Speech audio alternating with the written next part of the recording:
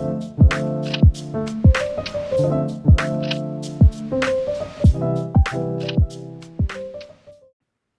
guys, welcome back to Simply Watching TV. Sorry, a little frog in my throat. I know it has been a while, but I'm back after school things and such. But we are back. So without further ado, let's get right into it. We left off on Girlfriends season 10. Season 1, episode 10. Sorry, and Sex and the City season 1, episode 7, I believe. So on this show episode. We'll be doing Girlfriend season 1, episode 11, The Importance of Being Frank. And let's get straight into it. So we open up with Joan and Frank and William in like some meeting or whatever, and Joan and Frank are like flirting back and forth. Okay, they're obviously dating. So we're introduced to a new boyfriend. Okay. So, he's cute, whatever, professional. Okay. Nice. So that's what Joan has going on. She got a new boyfriend, Frank. Tony is busy annoying everybody with talk about her married boyfriend, Keith Child, that don't nobody, whatever. She just want the diamonds. She just want the whatever from him too. So it's fine. Lynn is busy making jewelry that's like not cute. I don't know. Yeah, Lynn is always up to like some different stuff. And so this episode she's like busy making like, I mean, it's just like tacky, like, when you go to Michael's and you get those wires and stuff, that's the kind of jewelry she's making right now. It's kind of weird. So I don't know. And so a lot of the scenes take place at Joan's workplace. Because I guess that's where like they're working with Frank. Then we find out that Frank is married. His wife shows up to we assume that Frank is married. It's a little bit of a mix up. But his wife shows up to the workplace looking for Joan. Crazy. Not only are you married, but you're married to somebody cuckoo for Cocoa Puffs. Because why are you showing up to the workplace? Right? So Maya is trying to be the assistant of the year, and she's like trying to cover for her because she's like, okay, obviously this is the wife of who Joan is dating. But one, I'm not going to let her know that, I'm not going to give it away that she may or may not be sleeping with her husband. And two, you don't need to know where she is. Like, don't be popping up and just coming to her workplace shop. So Lynn is also there clicking and clacking with her loud jewelry. And she almost gives it away that Joan is there, but they're still trying to have her back. So the wife is like already like on a hunt for Joan. Like, she knows that Frank is sleeping with her, they're dating or whatever, and she's going after her. So after the wife leaves, Maya tries to tell Joan, like, girl, Frank is married. Like, his wife just showed up. And so Joan had just been bragging about this dude. Like, he's so attentive. He remembers everything. He pays attention to me. And I just, like, that had to take a lot. Like, you're married and you're paying like so much attention and being there and like being thoughtful to like another woman. Like, that's not a lot. Like, that's not taking a lot out of you. But I don't know. So, she's kind of bummed after finding out that news, right, child? And then it goes down to a whole rabbit hole of, black men being programmed to cheat.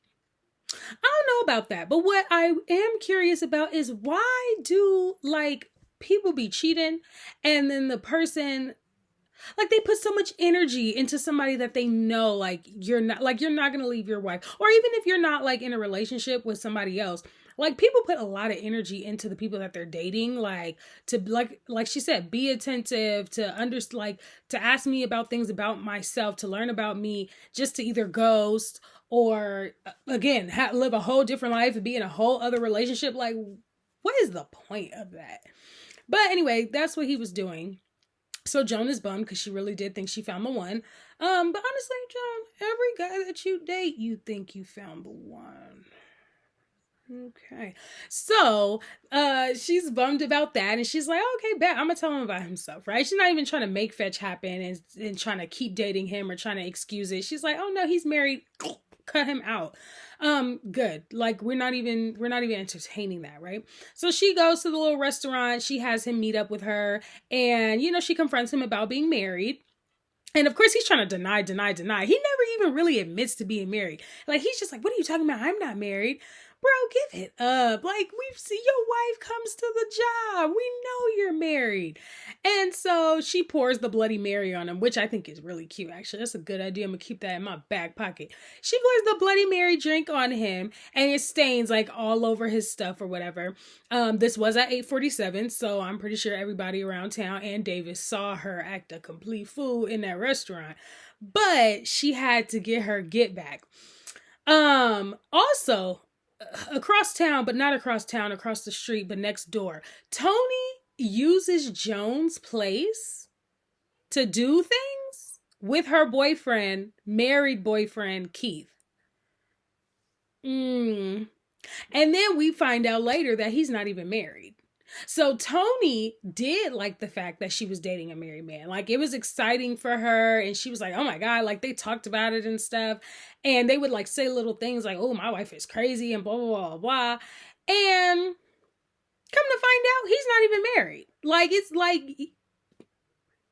okay.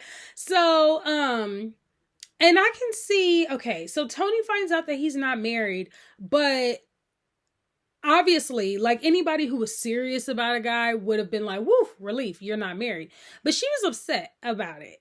And honestly, I kind of understand why she was upset. Not necessarily at the fact that, oh, I wanted him to be married. But one, the reason why he said he lied about being married is because he didn't want their relationship to get too serious. That's an egregious lie. Like, why you just couldn't say, can this just be a fling? What if she wanted that too? What if she didn't want to get serious? But you lying about being married, knowing you're not married, just so she doesn't have expectations of this developing into an official relationship. Get out. And I'm like her. Like, you're not an adulterer. You're a liar. Oh, and an egregious and a lie for things that you don't need to lie about. Because again, what if I didn't want anything serious? Did you ask me that, or did you just assume that I wanted something serious because I'm a woman? Like, I'm not trying to get serious with you. And if anybody knows Tony, you know that she ain't trying to get serious. Unless you have a nice check, which I think his check was alright, but like, I don't know, like, that was an egregious lie. So I could see her being upset about that. And speaking of adulterer, Maya kind of irritated me in this episode. Talk about an adulterer. That is not how that word goes. Like, what are you talking about? An adult. Sometimes I just feel like Maya put a little too much into her words. I'm gonna keep it at Maya as the character, but she just put a little bit too much into her. An adulterer. Save the dramatics, kitten. Save it. So yes, Tony is upset with her boyfriend Keith after she finds out that he's not married. So they're back at Joan's house, and Lynn is over there clicking clacking with that doggone jewelry again. And so the wife shows up to the house. Okay, no, I forgot. I was about to say, how does she keep finding out where I work and where I live? Because this is where I'm gonna have to confront Frank for real. But I forget, she says that she follows him. So the wife followed Frank to the neighborhood where he stops at the florist, right? So she randomly found the house out of all houses in the neighborhood. A little spooky ooky. But anyway, she shows up to the house and Lynn is there, right? So Lynn is trying to throw her off, right? Lynn is a writer. Like, I'm gonna say, like, Lynn is like quirky and off, and you know, it's a lot of things you can say about Lynn, but one thing she wrote for Joan, like, honestly. And she was distracting her like, no, like, he's here to see me. You know, Frank is coming here to see me because I'm making jewelry. He wants me to make jewelry for you. And she's like, I don't even wear jewelry. And Lynn is like, okay, well, maybe he wants you to start wearing jewelry. Like, I don't know. This is something that he wanted me to design for you, and I'm doing it. So here you go. And so she believes her, and we almost had it, right? Until Tony comes and she almost messes it up by sitting here talking about, oh, okay, you don't mind that Joan is sleeping with Frank. And she's like, no, that's not what I said. I said, I don't mind him making me jewelry. What are you talking about? And so Joan is like, but I'm not sleeping with her husband. I'm sleeping with Frank, right? Because they think that the wife is Keith's wife. But then that's when Keith says, I'm not married, so that's not my wife. So now we're back to her being Frank's wife. But then now Joan is back to being the other woman. At first, she was off the hook when they thought it was Keith's wife. She wasn't sleeping with Keith, but she's sleeping with Frank. But now that she's back to being Frank's wife, Joan is back to being the other woman between Frank and his wife.